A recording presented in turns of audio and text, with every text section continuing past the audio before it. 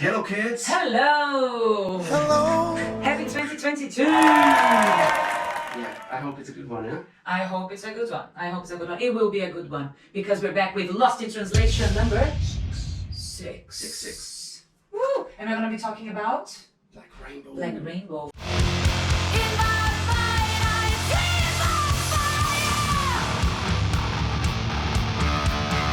First one of 2022, guys. Yes.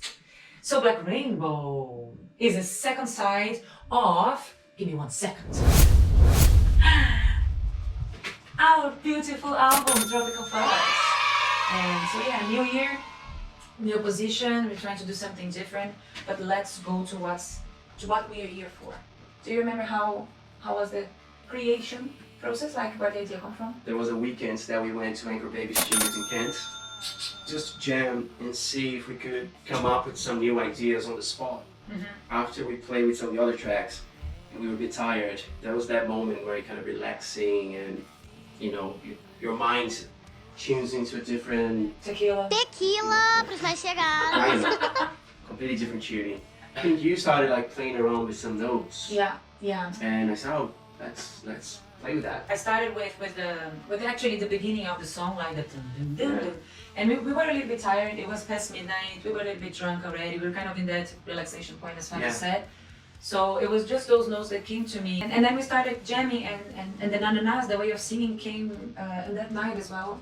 It was similar to Tropical Fuzz. Like it was a very natural jam and very natural creation. What about the lyrics? Once we had the song, like we had the melody, the basic structure. So yeah, so for this one, because of the way the song goes, if you got a chance to listen to it, I wanted it to be a little bit more of kind of a storytelling type of lyric. I wanted it to be a fantasy. I didn't want it to be a personal lyric.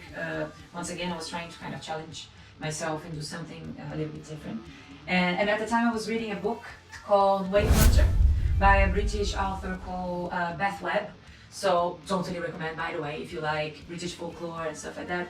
It's beautifully written, and then I got inspired. I was thinking kind of using a little bit of the inspiration of what I was reading on the story of that book, and I brought it to the lyrics in a sense of I use that phrase, history is written by the victor, but I kind of got inspired by that, but I was writing the lyrics from the point of view of the loser, per se, from the person that did not survive to tell the story, the real story, what actually happened on that situation or whatever.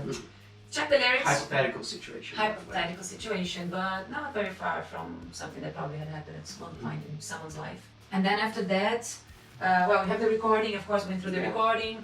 You were playing around a lot with the drums as well. I thought I just want the drums to be simple. I really don't want to overplay it. And then the beginning of the song is just percussive. Mm-hmm. And then when you get to the first chorus, it's the first time I start playing cymbals. And then the cymbals, they have a crescendo.